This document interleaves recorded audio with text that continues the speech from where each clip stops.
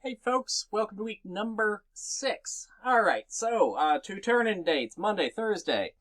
This week, watch the week number 6 video. Check your feedback on last week's work, okay? So this is a place where we're going to start building, and the feedback is going to be kind of a loop to give you the thumbs up, the thumbs sideways, the thumbs down, sort of depending on what it is we might need to do, okay?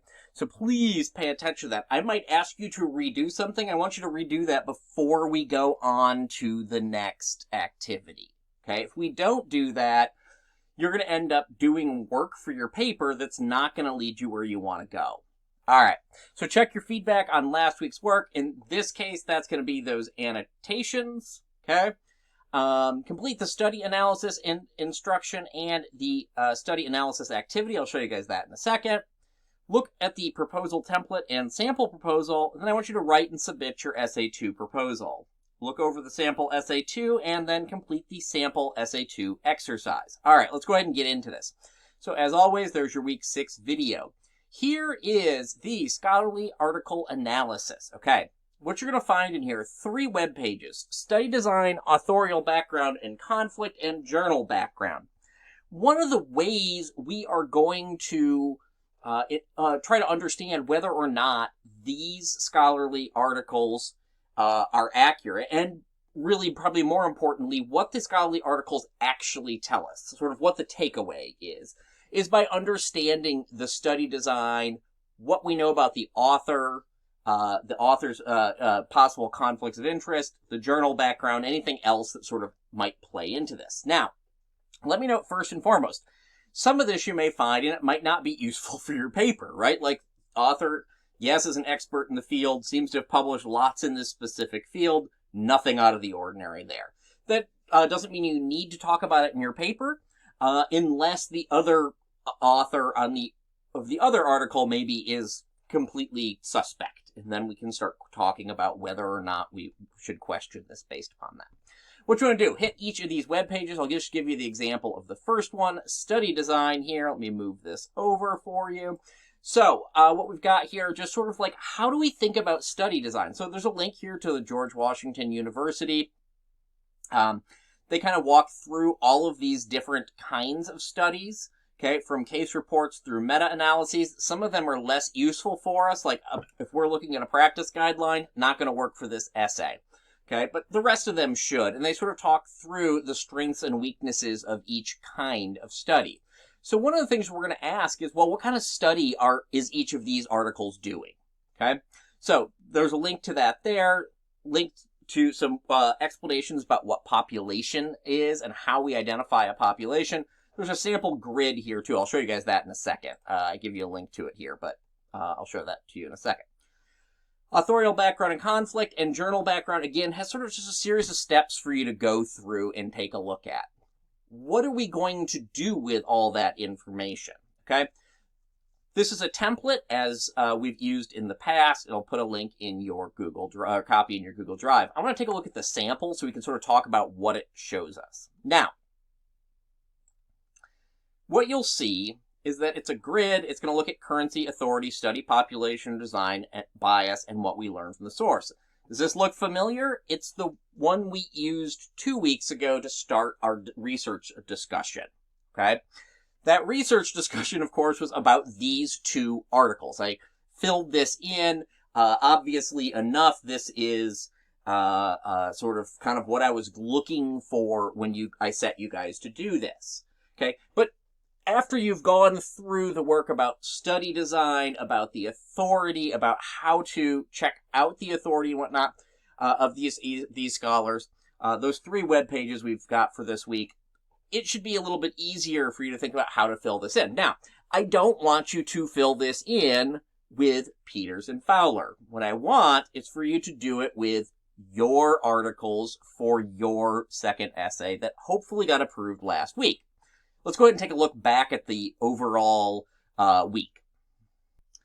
Like I said, so the first thing we do is check the feedback on last week's work. What you want is for me to give you the thumbs up and say, yes, I think these are going to work well for essay number 2.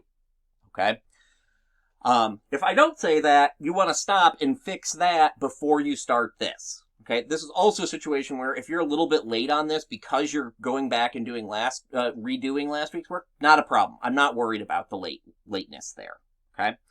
What I am worried about is make sure that you're doing your study analysis on the right studies. Okay, so don't do it on Fowler and Peters. Those were the examples. We worked on that as a group. Do them on your 2 studies for essay number 2.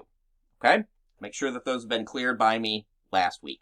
Then for Thursday, okay, proposal template and sample proposal, write and submit the essay 2 proposal, look over the sample essay 2, and then complete the essay 2 exercise. We're going to go ahead and roll down here. So essay 2 proposal, there's a proposal template as always. Again, this is just to sort of make life a little bit easier for you, put it in the format that I'm looking for.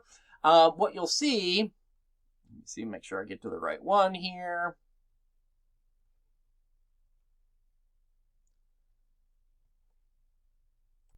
All right, so when you open that document up, you're going to get, obviously, just kind of this little memo format. The idea behind this is very much just to lay out for me what it is you're thinking that you're going to try to do, okay?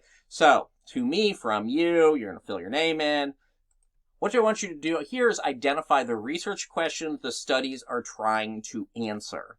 And then the parameters from comparison. What are we specifically going to focus in on? If you identified a place where the studies differed a lot, what I want you to do there is focus in on that. Let me give you an example of this. Okay, so first and foremost, let me know, this is the sample proposal that you'll find in your content for this week.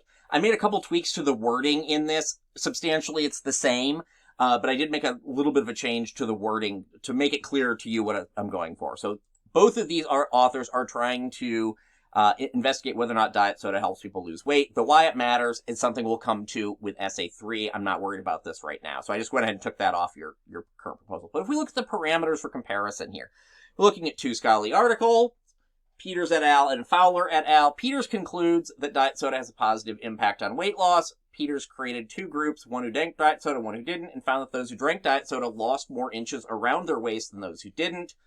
Fowler, however, using this study, finds the participants who drink more diet soda also tend to gain more weight over time.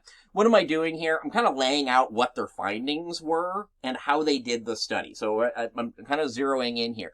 My hope, and this is the parameters for comparison, so I can figure out why these 2 articles seem to disagree on the key question of whether diet soda helps or hurts. Now, you guys are a little bit down the pathway. You've already done this study comparison. You might be able to say something like, I want to focus in specifically on the kind of studies that they used and whether or not that impacted the results. Okay? Because that's when we can sort of get into sort of the more specific reason for why those results differ. Now, remember, they don't have to differ wildly. It might just be that they're in the same direction, but they slightly are different from each other. That's enough to have a conversation about trying to understand why they got what they got. All right. So, that's the essay 2 proposal. Again, that's the sample we just looked at, the template. Again, I made those couple tweaks to it since I put the proposal together, and then the place to submit it. Then, there's a sample essay 2. You can take a look at it. It's a PDF there if you just want to read it. But if you open the exercise, it'll be there too. Sort of depends on how you want to do it. And there's actually a set of instructions here. This is a live Google Drive. You can see there's some comments on it right now. I'm going to clear those out, and you guys are going to start with having some comments and discussions about this essay. We'll come back and review these next week. Okay? That's everything we've got for this week. Please don't hesitate to reach out if you've got questions.